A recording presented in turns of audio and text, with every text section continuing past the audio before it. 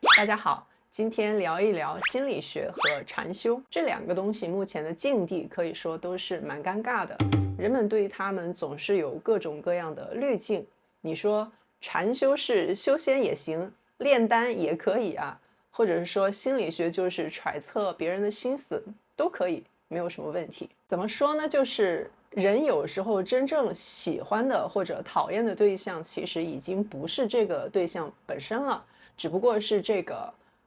对象的名词在进行背锅。就像有的同学会说讨厌寺庙里面乌烟瘴气求神拜佛的这些景象，还有甚至就是钱给的越多功德越大，各种各样的乱象都有啊，就会觉得认为自己是不是讨厌佛教，佛就是和佛这个字禅有关的一切的内容。但是有时候看到佛学当中的经典经文，就是极个别的句子，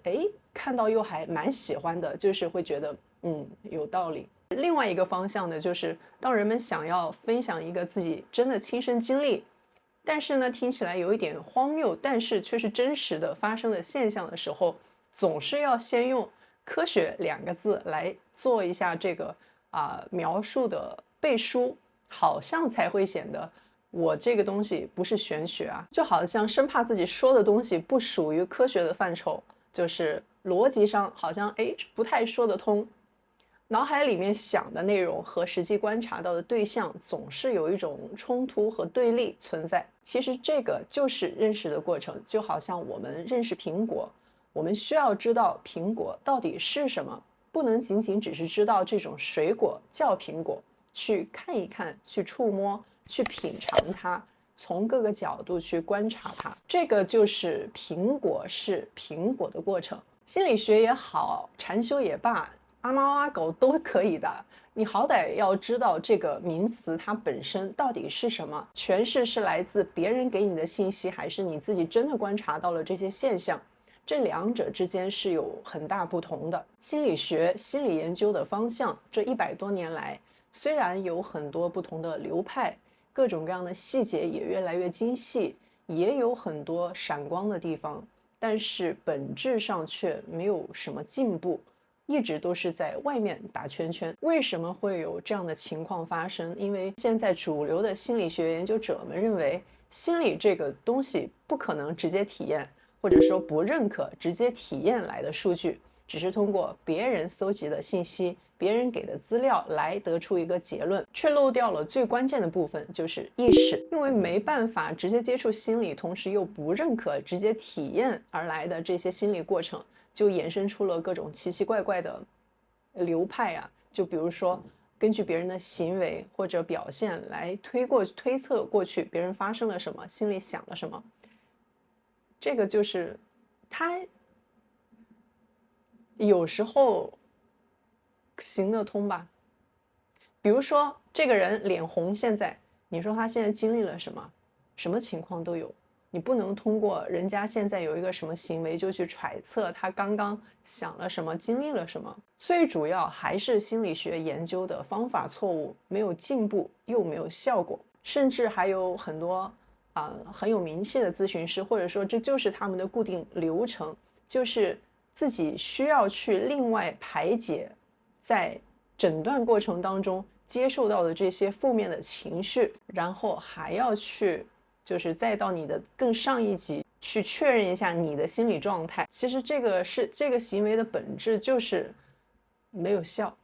方向错误，就是需要重新审视。最关键的一点是，继荣格之后，几乎没有人在用身体的感知觉这个自我的直接体验来研究心理，倒是现在有很多身心灵相关的会融合一点点。心理学慢慢就逐渐走向外部观察，慢慢的假设多于了对真实现象的观察，这个过程就是失之毫厘，差之千里，总是在外面打圈圈。比如像潜意识根本不存在，人只有一个意识，没有2个意识。这个所谓的潜意识的本质呢，其实就是记忆编码的重复。还有很多错误的判断，就是比如说像情绪也不是自己，只是心脏瞬间的反应，更不是大脑，还有认知也不是自己，只是我们的意识在感知外部的过程，这个叫认知。心理学对意识，也就是我们自己的这个定义也是莫名其妙的，总是根据各种逻辑理论去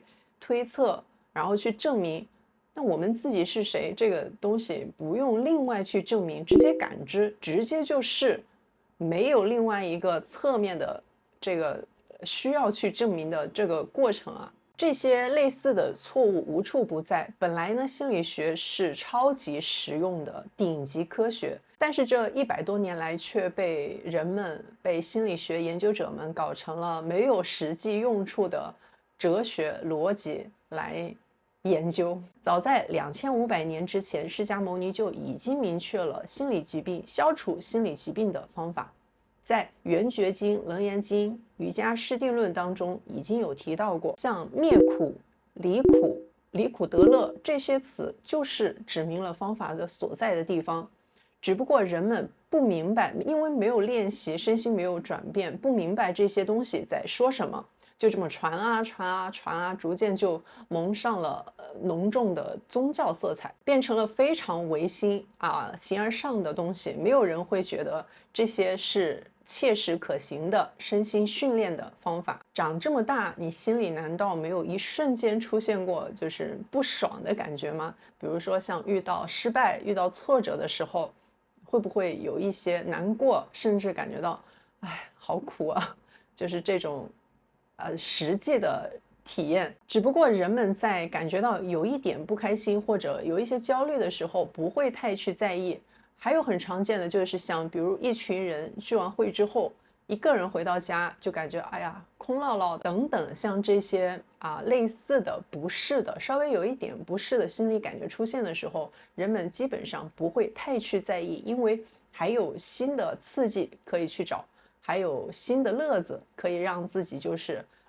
改善一下所谓的这些情绪状态。慢慢等这个不良的心理不断的重复反复，心理习惯也就形成了，于是有了惯性。一旦遇到什么事情触发，那么接着就是更严重的焦虑症、抑郁症、双向躁郁症等等各种各样的，一抓一大把。这个方法流传到今天，就是止观禅的身心训练，并不是西方流行的冥想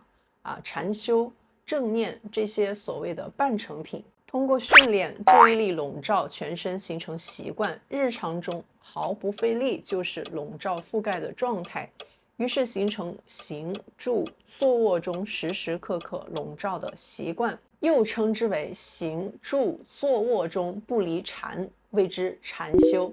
其实就是不离意识清晰的这种状态。西方现在流传的这个正念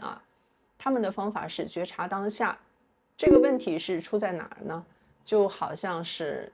觉察当下，觉察的对象是当下。好，当下自己的身心，当下自己身边境外的一切的情况，而这觉察的对象时时刻刻都在变化。你在觉察一个时刻变化的对象，就好像把你自己的注意力去看流水，不可能有一个稳定的状态的，所以这个本身就是错误的方向。可能对觉察有了一点点的体验，但是如果想要继续进步的话很难，因为方向错了。只有通过正确的止观禅静坐训练，人的身心深度静下来之后，会经历9层转变，这个过程人的所有的心理问题都会解决。这个技术我们通过接近20年的搜寻与实践，反复验证，逐渐恢复了真相。静坐到真正的5度，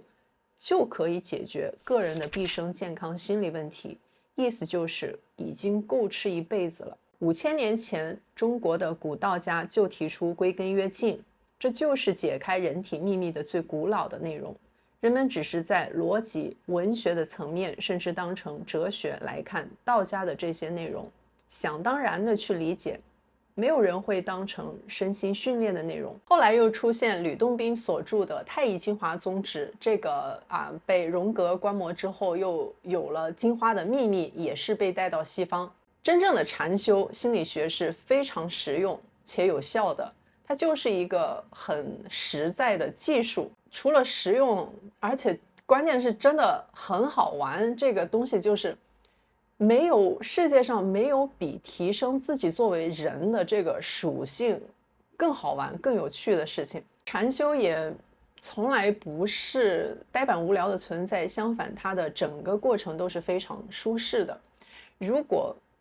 没有舒适，根本连进步都不会有。而且你说像